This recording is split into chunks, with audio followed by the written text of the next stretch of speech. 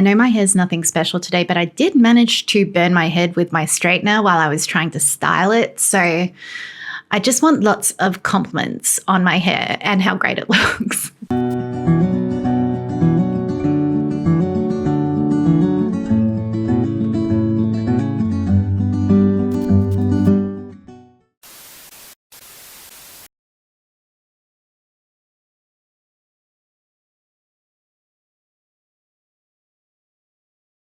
Hello, beautiful best friends. How are you going?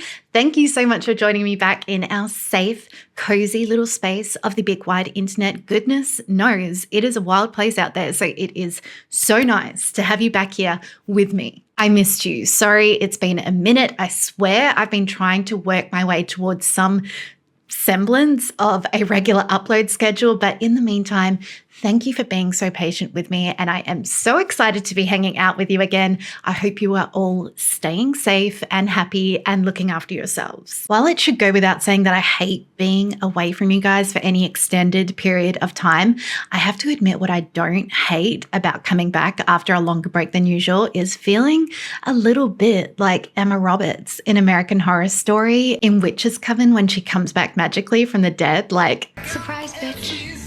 I bet you thought you'd seen the last of me. If you are new here, then hi, hello, my name is Liz, and I am so glad that you randomly found me. Please let me take a second to also introduce you to my co-star, Lily. Lily's like snoring on the bed in front of me, but still the second she hears her name, she's like, yes, is it time? Is it time for me to shine? So Lily is here because she hates being locked out of the room when I record, and she also knows that sometimes things get a little bit intense around here. So she very often, very graciously interrupts our hangouts with much needed emotional support breaks. And she's a queen. We love her for that. And also noise disturbances. Before we get into today's case, I do have some exciting news. Firstly, you can now find me on an entirely separate platform to YouTube over on Spotify, because Spotify do video podcasts now. And if you are currently watching on Spotify, then hi. Thank you so much for tuning in to my first episode here. It is so lovely to meet you. Meanwhile, YouTube gang, if you are interested in finding me over on Spotify, I now have a show there called True Crime and Wild Times with Liz Wakeford, and I will leave a link for you in the description down below. But I'm just so excited to be able to expand a little bit and kind of add to our big best friendship we have going on.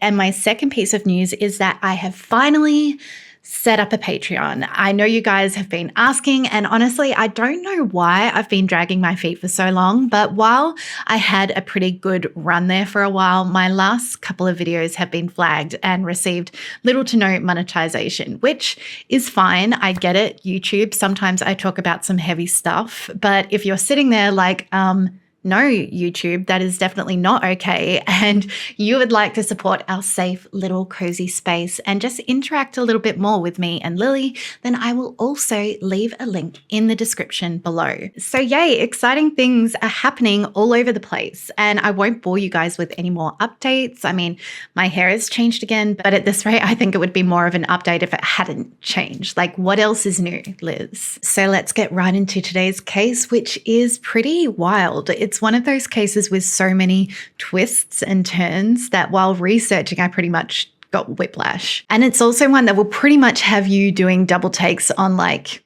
everyone in your entire life. Like, seriously, do not ever trust anyone, ever. Our case today centers around a super interesting woman named Karen Gregory. Karen was the eldest of 4 children born to her parents and was described as a trailblazer within her family. And it sounds like she was almost a tough act to follow for her siblings. She was incredibly intelligent. She got excellent grades all through her school years. And when she graduated, she moved out of home and started studying art at Nazareth College, a prestigious private college in Pittsford, New York. And she was an excellent student there as well. She even had one of the sculptures she made selected to be on permanent display at the college. And normally I try not to project like too much of what I think someone was like in the cases that I cover, because obviously I didn't personally know them. I prefer to rely on first-hand accounts from people who did. But I've got to be honest, I got this feel for Karen while I was researching, and she seemed like just an incredibly fascinating woman that I think you would be able to have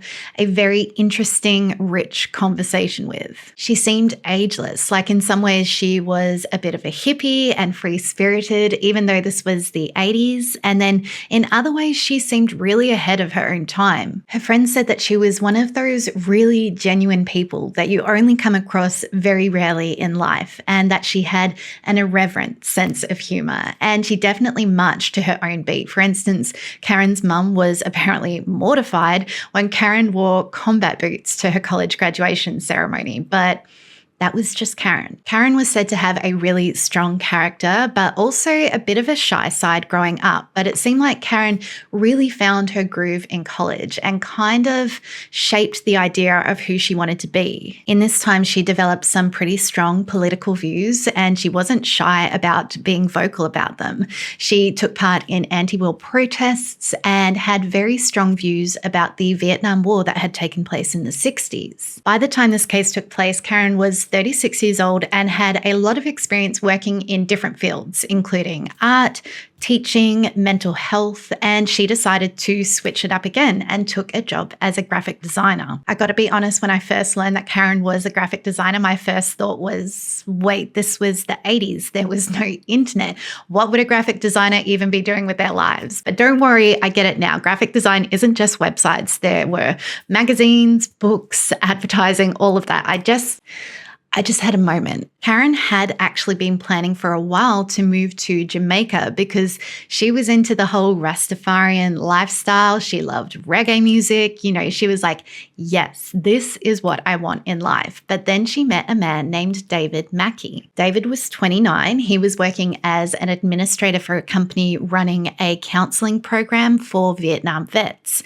And he was also said to be very intelligent, which was something that Karen found very attractive. And so they pretty much started dating immediately when they met. Like, this was no slow burn. They were just both very into each other from the get-go. Karen had been living in Albany, New York, but after Karen and David had been dating for about a year, David was like, I mean, you're pretty much here all the time anyway. Why don't we just save ourselves all of this travel back and forth between yours and mine, and you just move in? So Karen agreed, but she was moving her stuff into David's really slowly, taking her time, probably kind of on like trial mode on the download to kind of suss out if it was a good idea to move in with David. But on the 22nd of May, 1984, Karen visited her apartment in New York that she shared with a flatmate for the last time to pick up the last few things that she had there. And Karen mentioned to her flatmate while she was there that she was a little bit nervous because she was going to be alone at David's house for a week straight after moving in, because he was headed to Rhode Island for a work conference, which is totally understandable and awful timing to have to be by herself. But Karen knew that David's house was in a super safe neighborhood, like literally in the yard just across the road. There was this sign for the neighborhood watch in the area, and all of the neighbors pretty much knew each other and watched out for each other. So Karen knew that she'd be safe, and she was still very excited about the move. 2 days later, though, at about 8:30 a.m. on Thursday, the 24th of May, David made a call from Rhode Island to one of his neighbors, Amy Bressler, back in Gulfport, Florida, saying that he was concerned about Karen. David told Amy that he had been out of town since Monday for his work convention and that he had been trying to call Karen since Tuesday night, but she hadn't been answering the calls. David said he'd called Karen's flatmate from the apartment that she'd just moved out of to see if maybe Karen had decided decided to stay a little while longer, but her flatmate said no. Karen had left that night when she picked up the last of her stuff. And so he had tried calling Karen's friends, her sister, and all of them had said that they also hadn't heard from Karen since Tuesday. And by that point, David was actually that concerned and worried about Karen that he had been calling hospitals and the police to see if something terrible had happened to her, but there had been no reports or records under Karen's name. And so on this call with his neighbor, Amy, David asked if she could just look out the window and see if Karen's car was there in their driveway, which Amy did. And she confirmed that, yeah, the car was there. So David asked Amy if she could just go across the street, knock on the door, and just see if there was anything wrong. And he was that anxious that he said he would just wait on the landline, because this was the 80s, there weren't mobile phones. So he would just wait on the landline while Amy went and checked on Karen. So Amy went across the street and up the road to David and Karen's house. And she knocked first on the side door because that's the first one she came to. But when no one answered, she made her way to the front door. And as she did, she immediately knew something was wrong when she saw a couple of the panes of glass of the front door were broken, and there were shards of green glass littered all over the walkway leading up to the front of the house, almost all the way to the street. Amy knocked on the front door, but again, there was no answer.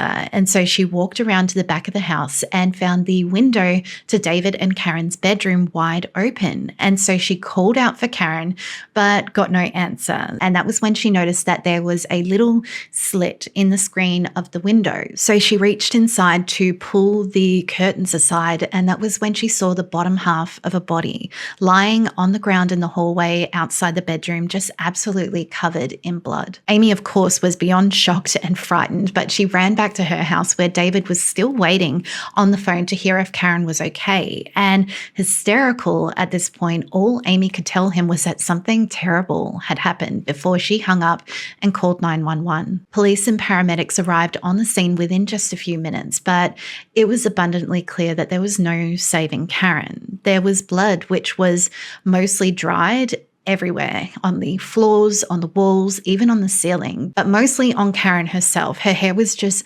matted with it. And because there was so much blood, first responders were at a loss as to what her injuries actually were and how she had been murdered. But the scene suggested that there had been a big struggle and that Karen had put up a serious fight for her life. An autopsy would later reveal that Karen had been stabbed about 20 times in the neck and chest, and that her killer had made an attempt to slit her throat, resulting in her jugular vein being severed. She also had defensive wounds on her hands, including a broken finger, signaling once again that she had put up a hell of a fight. And she also had blunt force trauma to her head, not from being struck, more so from her head striking something by falling or being pushed into it, like the door with the broken glass, which had some blood and some of Karen's hair on the doorknob. It was as though Karen had at some point made a run for it and had so very nearly succeeded in escaping before her killer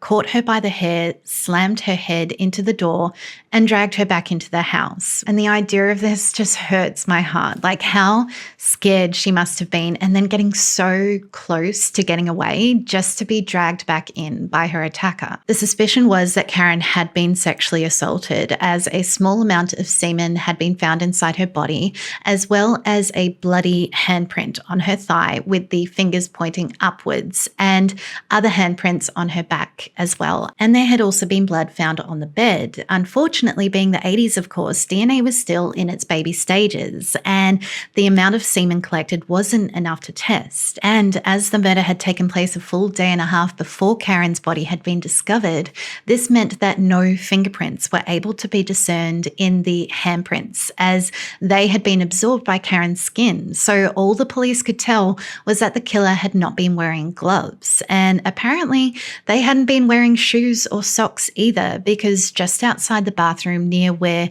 Karen's body had been found, there was a bare, bloody footprint on the floor. But Karen's feet had no blood on them, so the footprint had to have come from her killer. Okay, so trigger warning for frustrating details. When the police started canvassing the area around Karen and David's home, speaking with the neighbours to see if anyone heard or saw anything around the time that Karen was murdered, it turned out that there had been about a dozen neighbours that had heard a scream, a loud, piercing scream at about 1:15 a.m. on the 23rd of May. But none of these people had called the police. And I have mixed feelings about this. The description of the scream kind of differed from person to person. I mean, for a lot of them, it had woken them up in the middle of the night. So you know how groggy you can be when something like that wakes you up. Some people describe the scream as really loud, others as a little bit fainter, and some people said it sounded like it was cut off sharply and then followed by a loud bang or a thud. But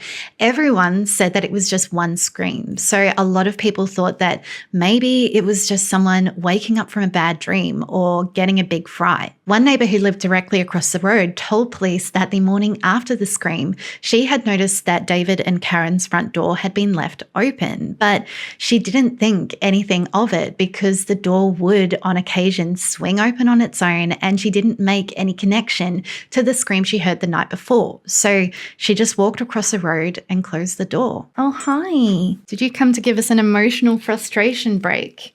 Hey, are you frustrated? You're just showing us your butt now. Okay, bye. So I can certainly understand the potential hesitance that some people might feel to call the police after hearing the scream. You know, they could have been scared or felt like they were overreacting, but it's also like surely in this safe, quiet neighborhood where a scream in the middle of the night was most definitely not a regular occurrence, and where there was an active neighborhood watch group, members of which were living on the street. I mean, you would hope that if a dozen odd people had heard the scream, that just one of them would have called the police, but no one did. Which is heartbreaking because the police station was so close by. Like I said, the police arrived within just a few minutes of the 911 call that Amy had made. So if someone had called the police the night of the scream, there was every chance that police could have caught Karen's killer or maybe even saved her life. But I don't think we can hold it against any of these neighbours. Hindsight is 20/20, all of that. And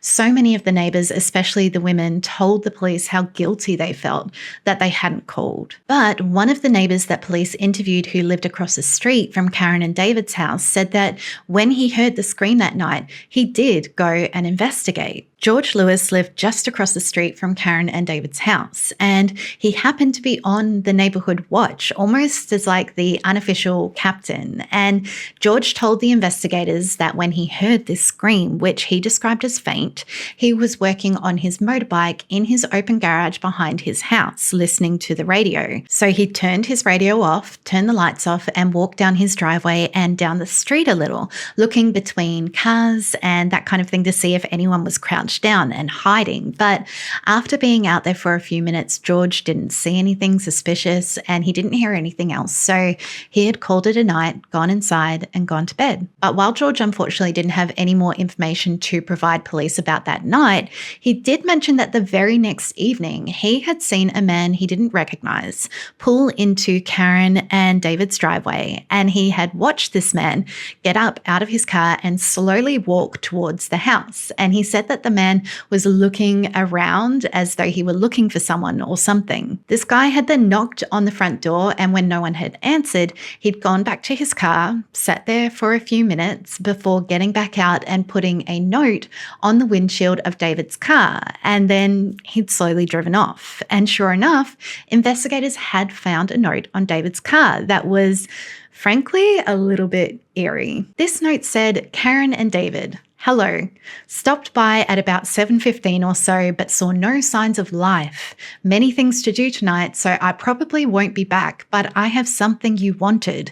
We'll be home not too late. Peter." So dodgy, right? I mean, no signs of life. I have something that you wanted. Who even speaks that cryptically? Why didn't he just say, "Hey guys, dropped by, but no one was home. So obviously police are now super interested in this no signs of life Peter character, and they managed to track him down. His name is Peter Cumble, and he's an acquaintance of both Karen and David's, but it seems like out of the two, he was slightly closer with Karen, and that David didn't know him all that well. And when police approach Peter, he's very cooperative. He voluntarily gives over his fingerprints and footprints, and he tells the police that, yeah, he was there that night after Karen was murdered because Karen had invited him over for dinner with her and David. But this is strange because David, as we know, was away on business. And at the time that Peter says that Karen invited him, she would have known that David wasn't going to be there. So this isn't lining up. And police ask Peter, well, what was this thing that you were trying to give Karen and David? And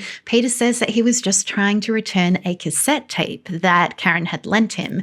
And then police were like, well, this was the day after Karen was murdered. How did you not see all of the broken glass on the pathway leading up to the house and see the broken door? And Peter can't really give them a straight answer. And as he's speaking, the detective who's doing the interviewing looks down and sees that Peter has this big scratch on one of his hands. And when Peter sees him looking, he quickly covers the scratch with his other hand and just says, oh, my hand's always scratched up from like working on my car or playing with my dogs.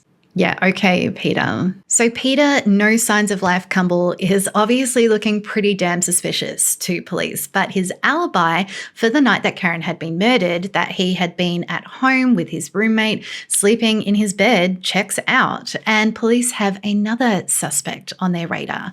David Mackey, Karen's boyfriend. Because while David's claiming that he was away on Rhode Island for that work conference at the time that Karen was murdered, literally at the crime scene, investigators find a Providence newspaper from Rhode Island dated for the 23rd of May, the very day that Karen had been murdered and 2 full days after David was supposed to have left Gulfport. And David had no one who could confirm his alibi for the time of the murder, that he was asleep alone in his hotel room on Rhode Island. So police are like, did David leave Rhode Island, come to Gulfport to kill Karen, and then go back to Rhode Island, but accidentally left his newspaper behind, unintentionally proving that he was there the day that Karen was murdered? According to George Lewis, the neighborhood watch guy across the street, even though Karen and David's relationship was still relatively new, he had noticed that there was some conflict going on. Like he had witnessed the couple have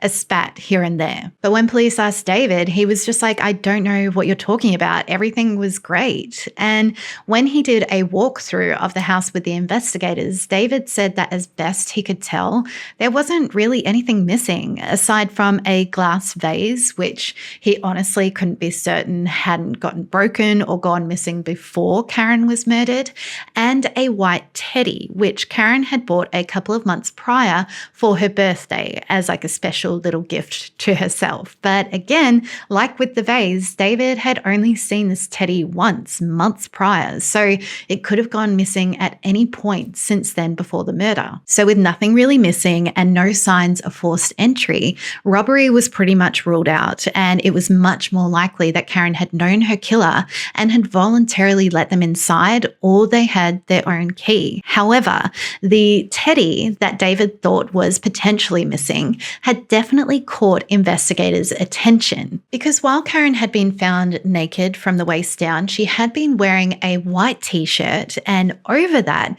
she had been wearing a black teddy, which they had found really odd because, I mean, you don't usually wear lingerie over your clothes. And so they suspected that Karen's killer had made her put the black teddy on over her white t-shirt. So police at this point in the investigation, they're pretty suspicious that either no signs of life Peter or David could have definitely been Karen's killer. But then there was also this drawing found at the crime scene that looked like it was stained with blood. The drawing was this detailed schematic sketch of a clock, and it was signed by Stephen Fischler, who was one of Karen's colleagues at work. And when police followed this lead and spoke to some of Karen's other co-workers about Stephen, there were just red flags popping up all over the place, and that's putting it very lightly. Stephen turned out to be kind of like the token office creep. He made a ton of unwanted, inappropriate advances on the women in the office, and he even shared pornographic images around, and just in general made everyone feel very uncomfortable, including Karen. He had even given Karen this pornographic novel that he was writing to get her opinion, and obviously he'd also gifted her with this drawing of a clock they'd found at the crime scene. So police brought Stephen in for questioning, and immediately he could not be more different to David and Peter, who had been very cooperative and gone out of their way to be helpful and forthcoming when questioned, because Stephen wanted nothing to do with the police and helping them find Karen's killer. He said that he barely even knew Karen and that he had never given her that drawing, insinuating that I guess she had stolen it. But police were like, no, Stephen, we've been to your workplace. We've spoken with your colleagues. We know that what you're telling us isn't true. And Stephen's response was to be like, all right, fine then, give me a polygraph test and I'll prove it. But not long into this polygraph, literally with no pressure on him at all,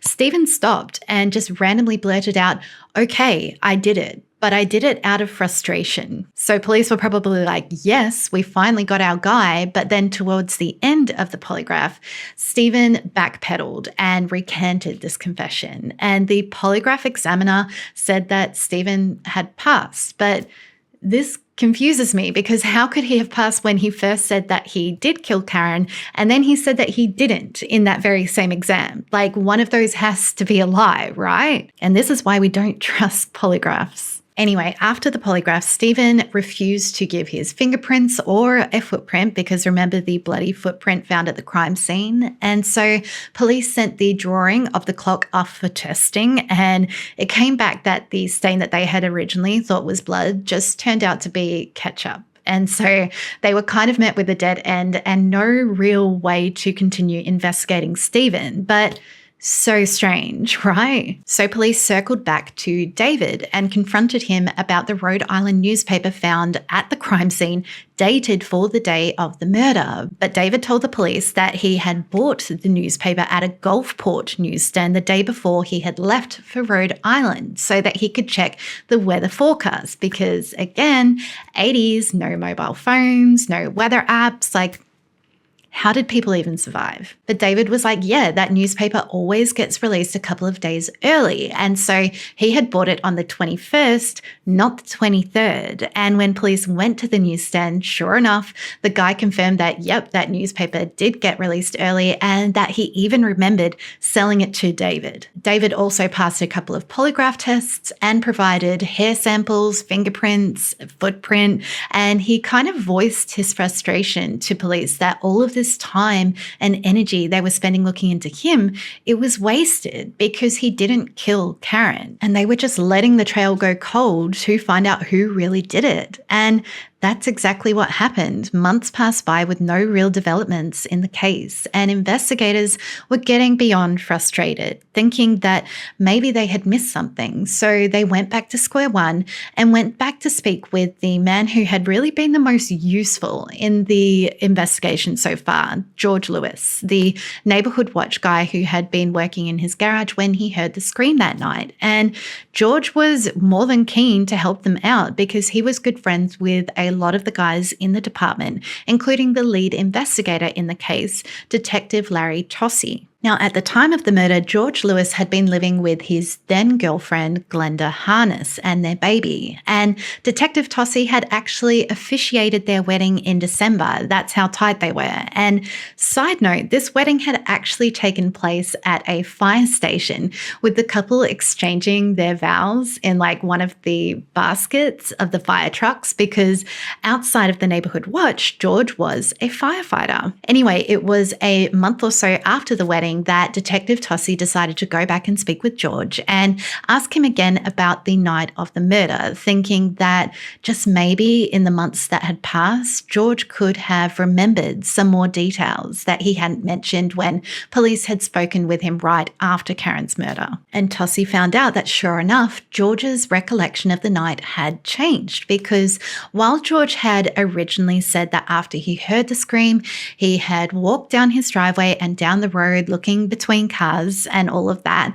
Now he said that he had only walked to the end of his driveway and stopped, never venturing into the road at all. And I mean, months had passed. This wasn't a huge deal. People's memories change. But just as a matter of protocol, Tossie asked George if he would take a polygraph test, which George agreed to. But he failed the exam, and Detective Tossie was a little startled at this. I mean, I think in the 80s, polygraphs had a lot more credibility than they do these days. So it would have seemed weird for George to have failed this exam. But Tossie just figured that George must know something else about that night, but for whatever reason, he was holding back. And when George was confronted with the fact that he had failed the polygraph, he was like, yeah, you're right. I haven't been totally truthful. There is something else that you guys need to know. Now, George said that that night after he heard the scream, he had walked to the end of his driveway and he had seen a man standing outside Karen and David's house. And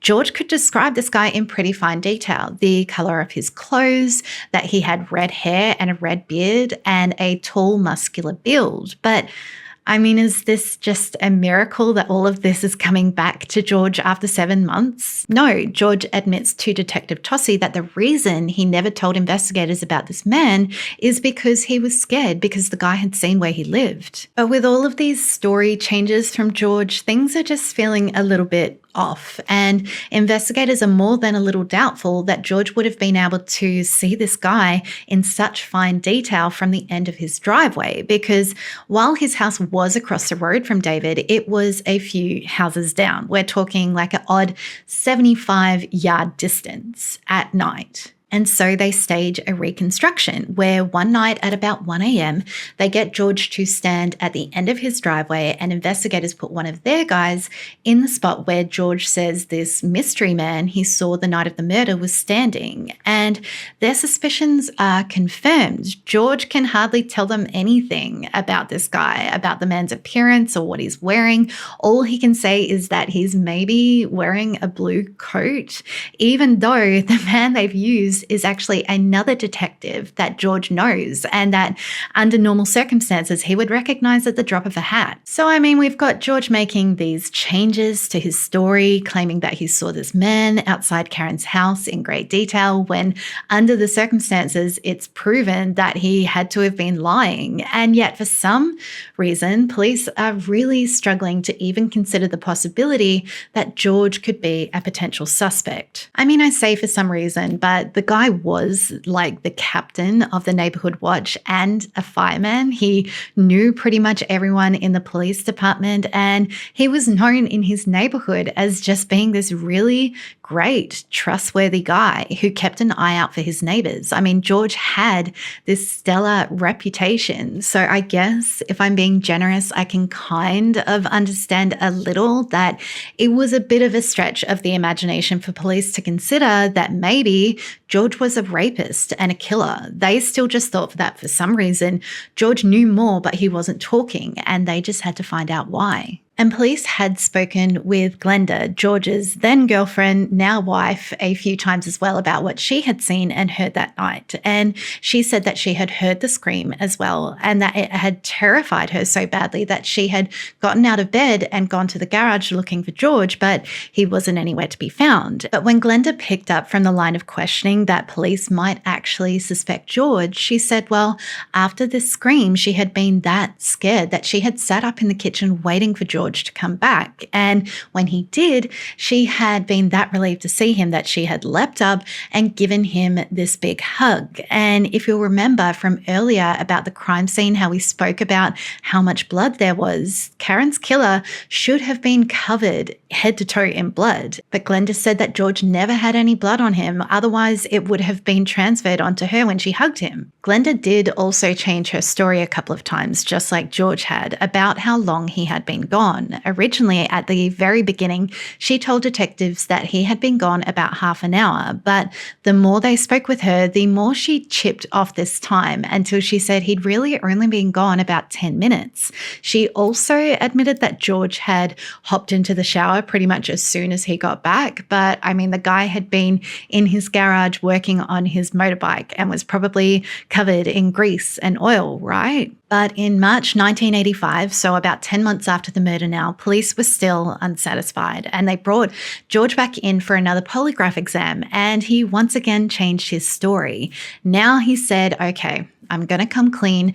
I didn't just see the guy from the end of my driveway. George said that that night when he had seen that man standing outside Karen and David's, he actually did walk over and confront him and ask the man what was going on. And this man told George to mind his own effing business and walk away. And so that's what George did. George said that he felt that threatened by this exchange, that knowing that this guy knew where he lived, he was worried for the safety of his girlfriend and young child. And so he had hid this information from police all of this time because he had been scared that the guy would retaliate against him and his family if he told the truth. And so police used George's description of this mystery man to put together a composite sketch that they showed around to the neighbors, asking if anyone else had seen him. And of course, everyone said no, because I mean, this man did not exist. In fact, George's description of this man more clearly resembled a younger version of himself than anyone else. It wasn't until George failed a third polygraph exam, though, that police seemed to seriously consider the idea that George was Karen's killer. And even then, they were very reluctant. But they set about looking into George's background, which was mostly sparkly clean. George had been born and raised in Gulfport, Florida, as the youngest of 7 children. He was described as friendly and incredibly kind, always going out of his way to help people, and he was very family-oriented.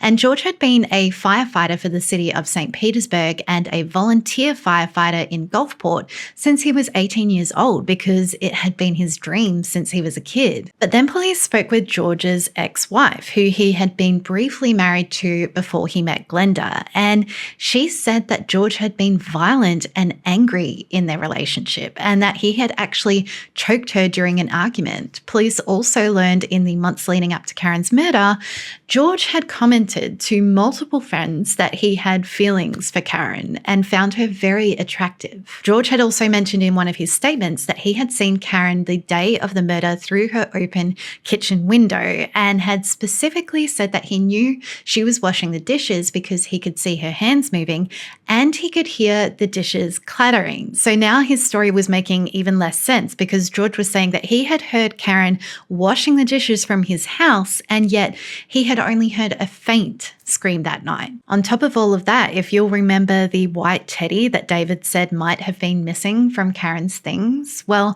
police found out that in the summer of 1984, George had been having an affair with one of the neighbors, Tonya Deshone. And when police spoke with Tonya, she told them that on her 17th birthday, George had given her a white teddy as a birthday gift. Yes, the 22-year-old George Lewis had been cheating on Glenda with their 17-year-old neighbor Tonya and had given her lingerie, which Tonya told the police he liked for her to wear when they were together, even though Tonya said that it had always been a little bit big on her. When asked, Tonya handed over the teddy to police and they showed it to David, who confirmed that it was exactly as he remembered Karen's teddy, the one he told them had gone missing. So finally, police are officially ready to pursue George as their prime suspect, but they are acutely aware that everything they have on him is just circumstantial, and they're in desperate need of some kind of solid physical evidence to link him to Karen's murder. So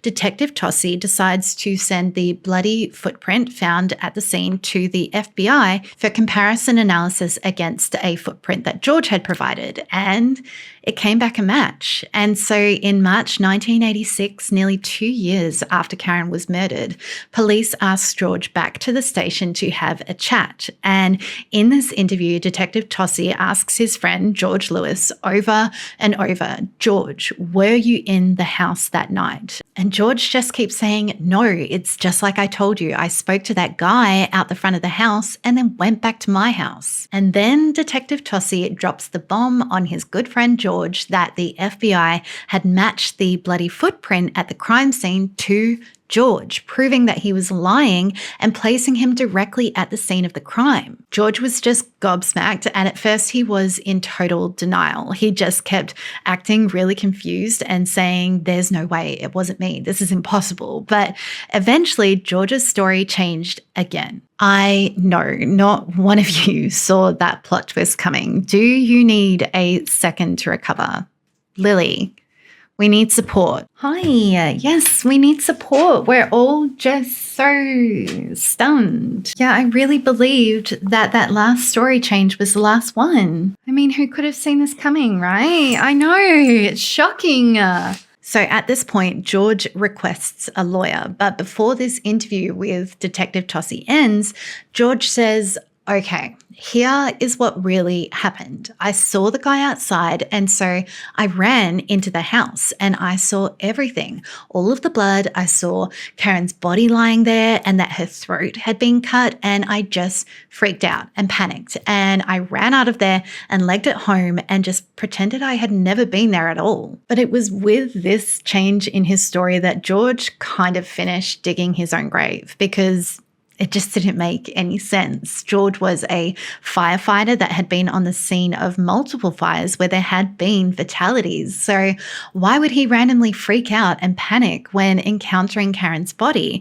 And the fact that he didn't call the police when he got home made no sense either, because George was on the neighborhood watch and had always been quick to call the police about way smaller incidences and disturbances around the neighborhood. There was no way he wouldn't call in a murder. But also, remember how at the scene, first responders hadn't even been able to begin to guess what Karen's injuries were because there was so much blood? Well, as far as police were concerned, this meant that the only way that George could have known that Karen's throat had been cut was if he had done it himself. And so on the 15th of March, 1986, George Lewis was arrested and charged with the rape and murder of Karen Gregory. If convicted, George was potentially facing the death sentence, and prosecutors were pretty positive that they had a very strong case against him. I mean, there was literally one of his footprints found at the murder scene. But they were also well aware that George was not your average murder suspect. He was a firefighter. He was on the neighborhood watch. He didn't have a criminal history, and he had so many people around him that knew him as this kind, compassionate man who would never be capable of raping or murdering someone. In fact, while George was in prison awaiting his trial, a bunch of his colleagues were donating their vacation pay once his ran out so that his now wife, Glenda, and their baby wouldn't go without. A group of his friends and co-workers ended up joining together to raise the $300,000 to pay George's bond. And some of these people had put their houses up as collateral. So on New Year's Eve, 1986, George walked out of prison on bail to remain free throughout his trial, which began about 6 months later on the 4th of June, 1987. At the trial, the defense argued that the footprint evidence from the FBI placing George at the crime scene was basically junk science, and that the real killer was no signs of life Peter Cumble. They also argued that despite what police claimed, George had never once lied or changed his story. They said what George had actually done was given police accurate information in pieces. But they told the jury, "Don't worry, you are going to hear the whole true story from George Lewis himself," because George was going to testify in his own defense. And when he took the stand, George's story remained exactly the same as last time.